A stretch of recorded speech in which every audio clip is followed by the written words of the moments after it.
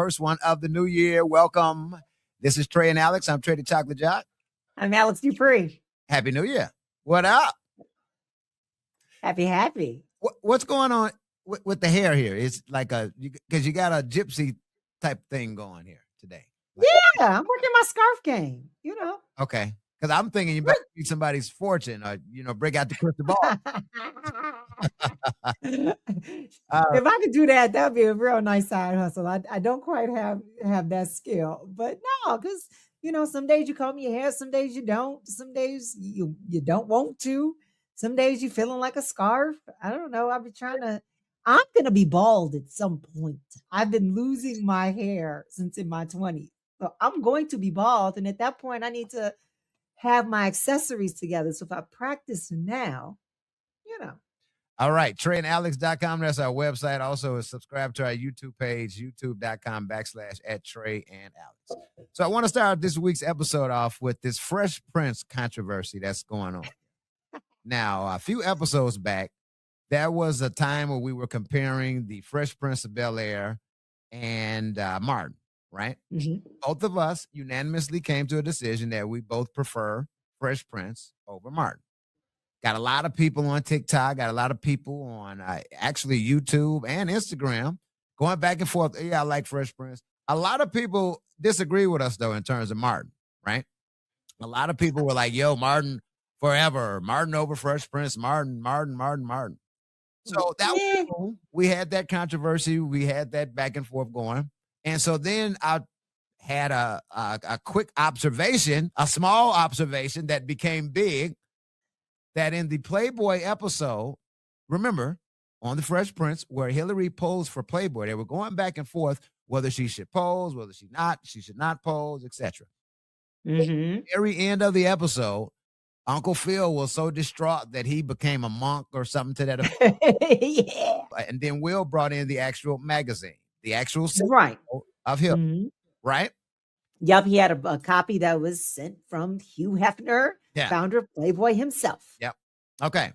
So my argument is that they were looking at Hilary, right? It's a centerfold in a magazine. So let's check out the episode right here, and you and I can decipher if that's in fact Hilary, because the big debate is if that's Hilary that Uncle Phil and Will are lusting over. I say yes. You said well. Okay. At the time, I don't think I disagreed with you. But I don't think they were lusting over her. I think they were lusting over another person in the magazine, but they did look at Hilary's photo and then kept moving on to another person. Right. So my argument is that it was a centerfold, right? When you're opening a magazine, it's the centerfold. You don't turn the page. You just open the flap of the actual centerfold. Thank you for explaining the centerfold experience to me. Oh, I got those unidentified plastic magazine holders for the Playboys back in the day. Yes, I was that. Yes, I was that. Okay, so that's another episode, though. That's another topic for another story. Yeah, Let's check out this specific scene and end the controversy right here, right now, okay? Here's this scene I'm talking about. Well, Will brings in the Playboy for Uncle Phil. Uncle Phil's so distraught, he's become a monk. Look. All right. Monastery. It's arrived, Uncle Phil. I want to see it. It came in the mail today with a personal letter from Mr. Hefner. He thinks you should take a look at it. So do I. You can forget it because I'm... See this? He's handing. Yep. All right. Give him the episode. I mean, the magazine. This is the episode of the magazine. Look at that. She's covered up. Yep. That's Hilary. Yep. Now watch Will. Watch Will. It's not turning the page. It's a centerfold. He's opening it but up. This little girl it's is still not. Hilary. He's not turning the page. Look. Hallelujah. Thank you. Thanks for coming. Nope. As you can see, it's a centerfold. He's opening the flap. It's a centerfold, but wait. He said, but this little girl is not. It was a different. No. person. No. It was a different person. So she was over here because she was doing it was like for Weather Girls, right? Yeah. So when they opened it up, there were more women. There were not. It was a different woman. Little girl. He was talking about Hilary. So he wasn't talking about Hilary. He's like, but this little girl. So she's covered up. Yes, hallelujah. But this little girl over here is not. It's a different one. In the flap of the centerfold, it was still her.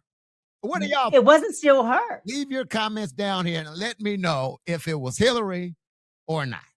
Let's talk about Rihanna. This chick is doing everything, making a lot of money. Good for her because there was a time she got ripped off by her accountant and had no money.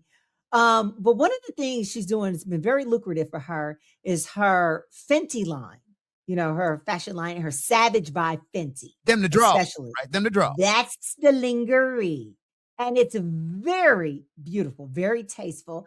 And I do want to call attention to her fashion show that she does every year. It's size inclusive. She has all the models, all the things. So love that about her. So the pictures just released from the next campaign upcoming, which is the Valentine's Day campaign. We love this campaign. Yes. Love Rihanna. She's always posing in her own campaigns, whether she just had a baby or not. She is like, let me show the curves. I'll show you when I'm skinny. I'll show you when I'm rounded. Now, all of that stuff. Forehead is still foreheading, but she's still sexy. She was in that red. You had Unc over here. So she's got great body confidence, and that's the biggest thing, the confidence coming through. So love it, in addition to her beautiful body. Here's the question I have. Rihanna's looking great. Everybody buys their lingerie. You have your moments. Does lingerie get old? No. Like, you've seen it. We've seen it, especially if you've seen it on the same person, even if they buy new stuff. We've seen it. We've seen you without the lingerie. So, like, what is the shelf life, whether it's in a relationship or you, with the number of years you've seen people in it? Mm-hmm. When does lingerie get old? Well, you answer that question. You're a woman. Do you wear lingerie a lot? Nope. No. It's those never. Over with, huh? Have you ever worn lingerie for Batman? Not for Batman. Okay. He told me up front he don't like it. Okay. That was not his thing. There's men have certain things. He never liked strip clubs. So, didn't have to worry about him being at the strip club at night, not coming home. Yeah. He wasn't a lingerie dude. Yeah. So I mean, when I was younger, we saw the commercials in the Victoria's Secret. So I bought some. I was in a different relationship. I mean, that person pretended he liked it. I guess sure he liked it because he stole it all when we broke up. He didn't want me wearing it for anybody else. Be like that. So but who's giving all my stuff? Who's giving all right. residual?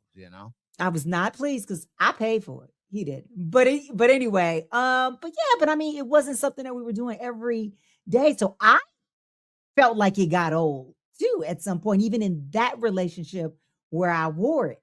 Now, you've seen me without it. Yeah. Well, me specifically, you don't have to wear it every day. Special occasions like my birthday, put that black thing on. Show me what you're working with. Walk around with it. You know what I'm talking about? That big old booty bouncing and that lingerie on that shag rug. Me doing the lap dance, that big bouncing on it. But it's not a necessity every day, but every now and then, yeah, you got to keep the sexy in a relationship, And that is the sexy. Like, that still gets you excited and interested in a different way when it comes out and it's special. Yeah. Now, do I have to keep buying new lingerie, or can I, like you said, put on that favorite of yours? Which one gets you more attention? Like, I'm gonna get the draws, and I'm going for the prize anyway. So all that stuff gonna come off anyway. But it's good to every now and then spice it up a little bit, surprise me, come out in your dig, so you can get some of this. What I'm talking about. Yeah. Okay. All right. My boy Chris Red is in the news. So I first want to say shout out Chris Red. I know Chris Red, been knowing him over 10 years, almost 15 years. I was a part of the improv group years ago, the Freshmen. It was an all-black improv group. I met Chris at Second City and Improv Olympic IO, and we remained good friends. Then he blew up and, went on to star in a few Tubi, Netflix movies, and of course, Saturday Night Live. Now, Of course. the big story came out about a year or so, maybe 2 years ago, where it came out where Chris Redd was dating Kenan Thompson's ex-wife. Now, Yeah. when you hear that, it's like, damn, because Kenan had a show and Chris Redd was actually on the show as his co-host, like his, sidekick. Let me add to the ex-wife thing. And- Ex-wife, they have been married 10 years and mother of Kenan's 2 children. Yeah. So he recently went on Instagram and basically recorded a long video of what happened. Now, he was promoting a show that's coming out on January 28th. It's called Caveat. And while, promoting the show, he just talked about the events that led to him and, her getting together. He said basically he felt bad from the start about the whole thing, but that she was helping him out during a very challenging time in his life where he was popping pills and, going through that. And they, fell in love. He was pretty honest about the entire ordeal, and, he shed some tears and he was basically saying that it was good between he and Kenan until it wasn't, and then the news got out and, it went from there, which raises the question, would you date one of your boys or one of your good friends' exes? In this instance, it's the ex-wife of someone. Okay, so it's a difference because the ex-wife means there was a divorce, right? They didn't break up because of Chris. They broke up because of something else, right? I don't know. That question has been asked. Right. But from what we know, from what we've been told, yes, they had already broken up. So, however, there's a rumor that there could have been some overlap. So whatever the situation turned out, Kenan was cool about it, according to Chris, because he said they were cool about it until this actually got out. Now, when a divorce happens, you're done with that person. Like it's over. Chances are it ended bad or, that person doesn't want to deal with that person and it's a dead issue. And in certain instances, if you ask that person, hey, I'm interested in this person, maybe the ex-husband or ex-wife would say, go ahead. I don't want them no more. I'm divorced from the person, I'm just saying, maybe this happens. In ordinary situations, the dating your best friend's ex isn't even an option. Like it isn't even an option. But hey, these are rich problems. These are celebs. They live a different life. They are held to a different set of morals. In Hollywood, everybody's dating everybody's ex and nobody's going and asking anybody's opinion or anything to that effect. Now, who knows what was happening between Kenan and his wife and what was going on in the marriage? Who knows? And if he's cool about it, Kenan's cool about it, and the wife or the ex-wife is cool about it, it's not any of our business.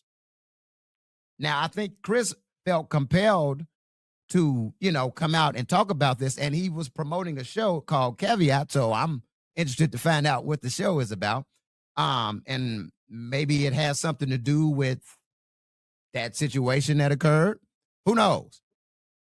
We all know that in Hollywood, you capitalize off the situation and try to make money off the situation. Oh, totally what he's doing. Yeah. So who knows the truth behind all of this?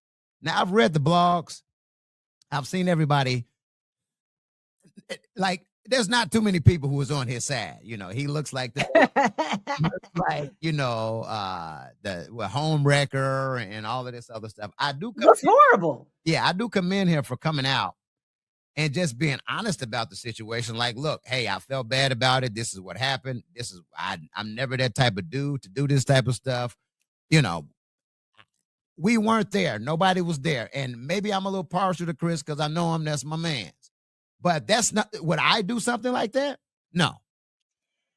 And you're also giving him credit for coming out about it, but coming out now about it so much later, not at the time. I don't know if you get your little Medal of Honor for being so virtuous all of this time after the fact. Right. Well, when he said it, when it came out or when it was discovered or whatever, Keenan was cool about it. He said they were cool about it, and then Chris said until they wasn't. So perhaps they had a conversation about it. We don't know. We don't know the inner workings of it. All we know is, according to Chris, once it got out, their relationship got kind of not cool or sour or whatever how you want to look at it.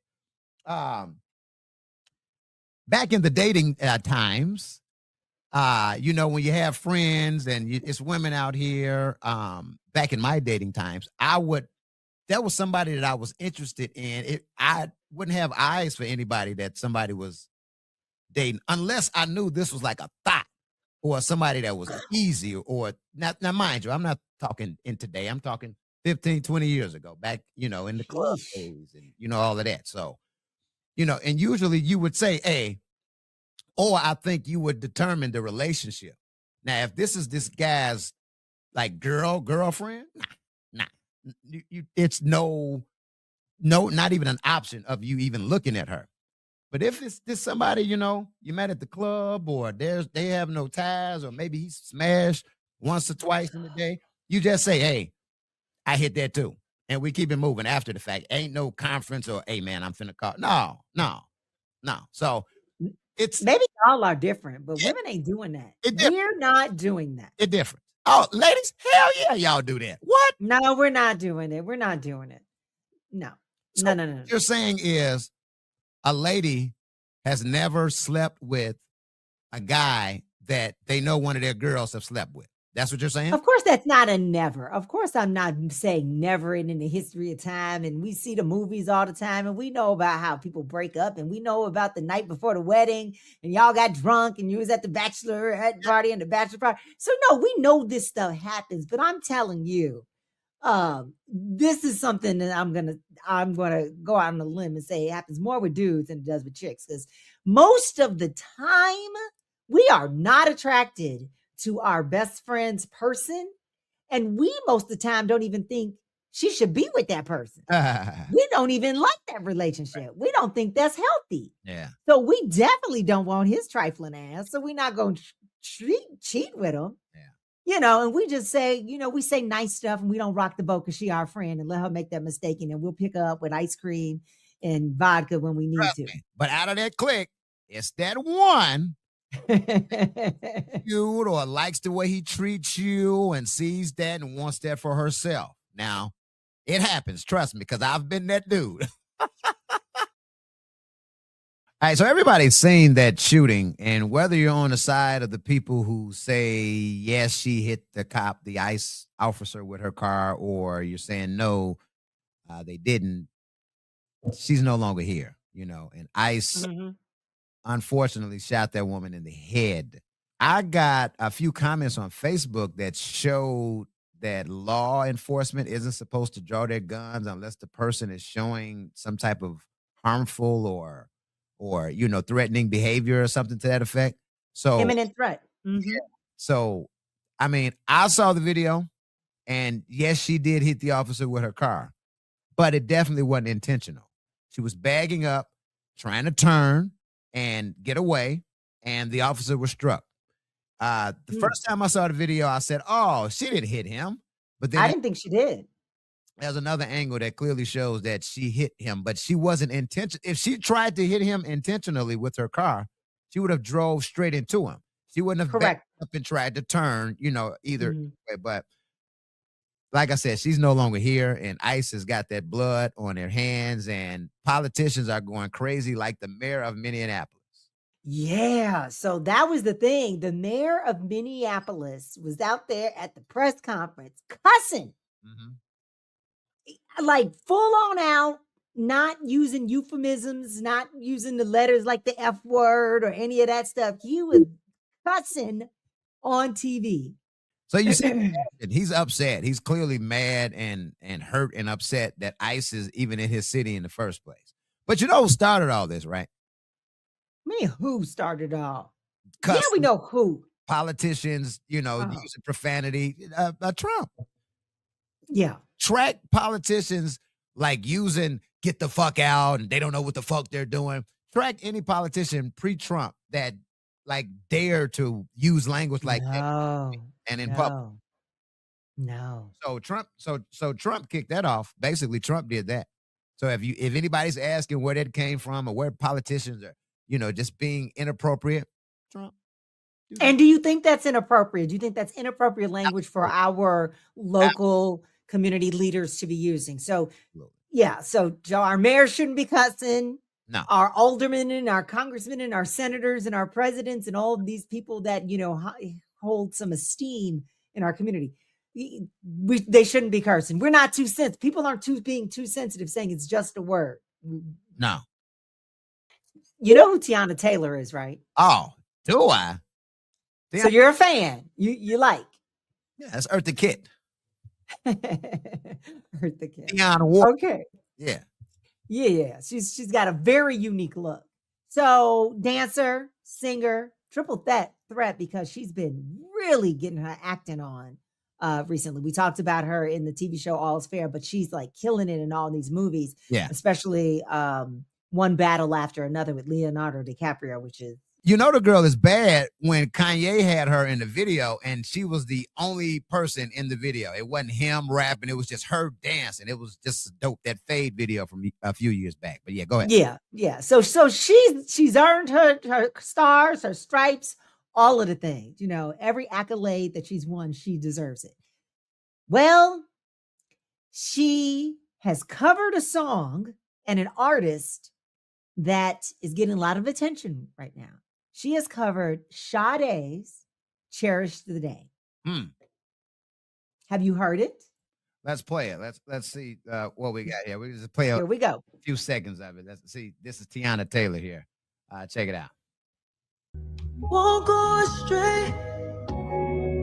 Won't be afraid. Won't catch me running. Ruling the way that I move. You'll take my hand. Trying to emulate her? I think so. Okay. You show me how Okay. to love me. So it sounds good. Not bad. Right? Okay. So what's your quiff? Like, what's the problem? What's putting your panties in a bunch here? So the problem isn't that it sounds bad because we all know the girl can sing. She can sing. The thing is, not only did you do nothing new with it, because you're sounding just like her, but why? There's some people you just don't touch. I'm going to say Sade's one of them. And there's some songs that are just perfect. And so just leave it be and let it do its thing for all of the rest of the years that it's going to ride the audio waves. And all of Sade's music fits into that category for me. I never need a remake of anybody's Sade. There's certain people, leave it alone. Sade is one of them. How many people have covered Sade songs? I don't know. Yeah, I don't hear too have remade. Because I'm not hearing it anywhere. I'm not trying to hear it. Right. I got a little block. I got a block. I know Sade does it, and that's all I want to hear. I don't want to hear the Trader Chocolate Jock version of, whatever it was of Sweet as Taboo. Yeah. I don't want to hear anybody else's version of any of it. Yeah. I just want to hear Sade. Yeah, leave Helen alone. Let her do her thing, Amen. Helen, we need some new stuff from you too. A tour, an album. Come on, baby. You and that forehead. Let's get out here. She must be happy because she used to release a new album every time she broke up with her man. Her man getting to it. Like find him cheating on her or something. Don't give me something, Helen. Yeah. Be one of these women that goes out and cheat with him, like with the Chris Red and Keenan. Go get an ex-man and then go cheat with him, and then she'll come up with some new music. All right, so that's it. Episode 72 in the books. Thank you so much for tapping in with us. That's youtube.com/@Trey and Alexx. You can also, find us on Instagram and all of our social sites, and our website. Trey and Alexx will be back up on next week. Okay. Thank you for tapping in with us. Have a great start to your new year, right? Yeah. I'm Trey the Chocolate Jock. I'm Alexx Dupree. Deuces.